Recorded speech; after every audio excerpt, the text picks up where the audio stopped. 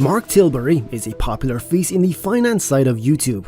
Chances are, if you've ever searched how to become rich, you've come across his videos. While it appears as though Mark is knowledgeable on the topic, some people have been skeptical of his true intentions. You don't have to be perfect, but that's what all these people on YouTube and social media sell. They're perfect.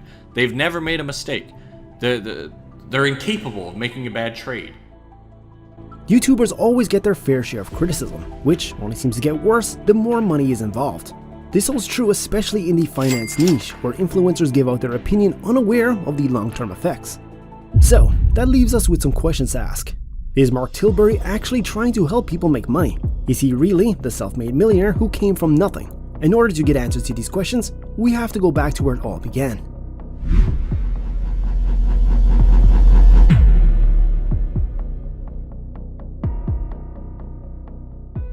Born and raised in Portsmouth, England, Mark Tilbury lived alongside his three sisters and parents. He was an average student in school, most likely due to his lack of interest in every subject. It was no secret that Mark found school to be unstimulating, and his teachers wouldn't be able to change that mindset.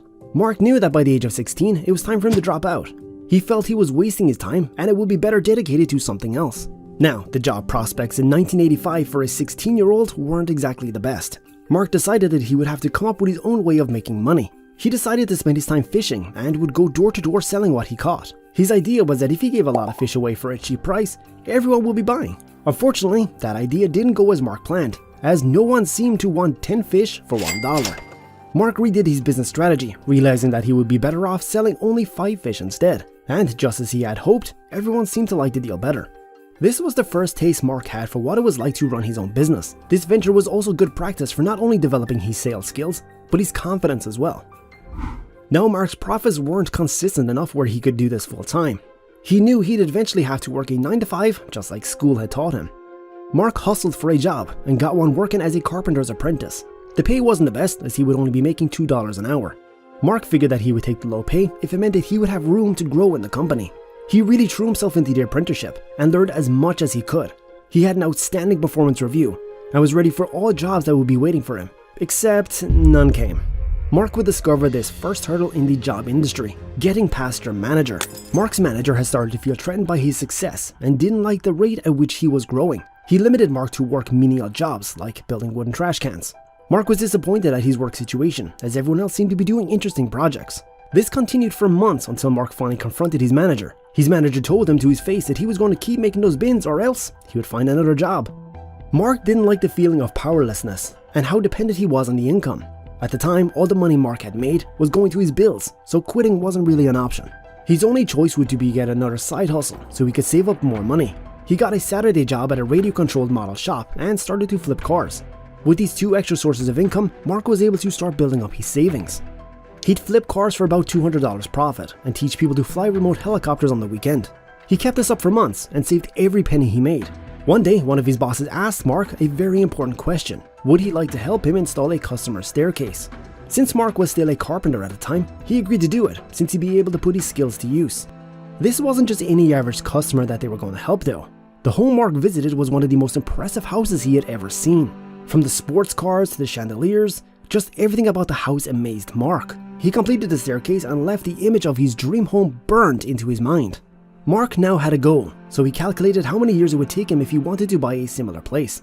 He thought he was doing pretty well for himself, so he was disappointed to find out that he would never be able to afford it in his life. Mark was tired both mentally and physically. He had put in the work and put in the effort, but it still wasn't enough. He knew he had to find answers, so he went straight to the source. Mark spoke with the man who owned the home and asked him the important question: how did you get this rich? The owner explained to Mark that he runs a business and that business gave him passive income. The wheels began turning in Mark's head as he continued to have his questions answered one by one. Mark didn't think he was capable of running a business though. He always believed he had to live a 9-to-5 job just like what he was taught. If this seemingly normal man was able to afford such a nice house, what was stopping Mark? The fish business he ran when he was a kid served to be a great driving force in Mark's business venture. Now that he knew how the man was able to afford his home, he just had to replicate the steps. Mark had to create a new business, one that he was familiar with for the best chances of succeeding. Since he already worked at the remote-controlled helicopter store, he figured he'd make one of his own. The model store he worked at wasn't perfect, and Mark knew that they were lacking in certain areas. If Mark could make his own model store without the same flaws, then he could provide people a better experience. He would name his business Model World and would tell his close friends his entire plan. Just the thought of running his own store really excited Mark. There were going to be many things he would have to learn on the fly, so he needed to be at his best. One thing he didn't expect though would be his friend stealing his idea and opening his own store. Mark had planned for everything except for someone else beating him to it. His friend decided to open his own business and copied the name Model World. He used everything Mark had told him down to the tiniest detail. Mark had been betrayed, and his plan of having his dream home slipped further and further away. Mark was frustrated to say the least, since his misplaced trust cost him his future business. After the huge setback, Mark decided to pick himself up and keep grinding.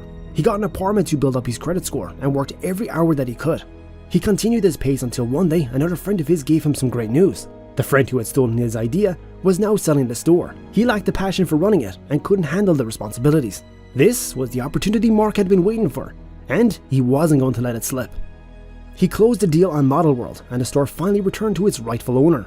The first day of Mark's store was a huge success. He wasn't quite sure how the day would go, so he kept a sleeping bag nearby just in case. His negotiation skills he learned when he was younger proved to come in handy. After 3 years of running Model World, Mark was able to turn over $1 million in profit. It was an insane experience for Mark, and he enjoyed every second of it. Mark had finally understood that passive income meant that he had achieved what he set out to do. The money that Mark had was more than enough to buy his own dream home. Right then and there, he could fulfill his childhood dream. But he saw something else. Model World was just the beginning of what Mark could do, and he knew that the man who owned his dream home wouldn't stop there. Mark decided to open 3 more shops and warehouses. There, he could keep his inventory and extra gear. Mark didn't just want to expand his business, he wanted to become the best. Mark kept his business going as usual, but realized he was starting to get complacent. The introduction of the internet was putting out businesses left and right, and shops like Mark's had to get with the times. If Mark failed to adapt to this change, then his finance journey would come to a halt. He flew across the world to different countries. He would meet with other business owners and pitch his plans for expansion. Mark would agree to stock some of their products, and they in turn would agree to sell some of his. Mass production would have to be underway, which led Mark to eventually having to fly to China. Using his charismatic charm and salesman skill, Mark was able to negotiate a great deal with the manufacturer. This definitely wasn't an easy task for Mark. Business negotiations, especially those in another language, were quite difficult. Mark also had to place trust in people that he had never met before. Visiting a foreign country for future business partners was something completely new to him. Despite how intimidating a venture like this could be, Mark was never afraid to leave his comfort zone. If he wanted to be a wealthy, successful businessman, he had to start acting like one. To this day, Mark has achieved much in his business career and continued to expand upon it. He always knew the internet was going to be the next big thing, so he kept adapting with the times. He started his YouTube channel to share his money-making strategies and to help aspiring business entrepreneurs. He's proven to have grown a massive following and still uploads consistently to this day. To answer everyone's question, Mark Tilbury is a man who came from nothing and paved his own path. He escaped the bonds of working a 9-to-5 job and discovered the route to a different path. His failures and hiccups only served to drive him further, and once he set a goal in his mind, he reached it. Everyone can learn from Mark and his story, but it's up for you to decide what is valuable. Just like Mark and his dream home, you never know what you can accomplish until you try.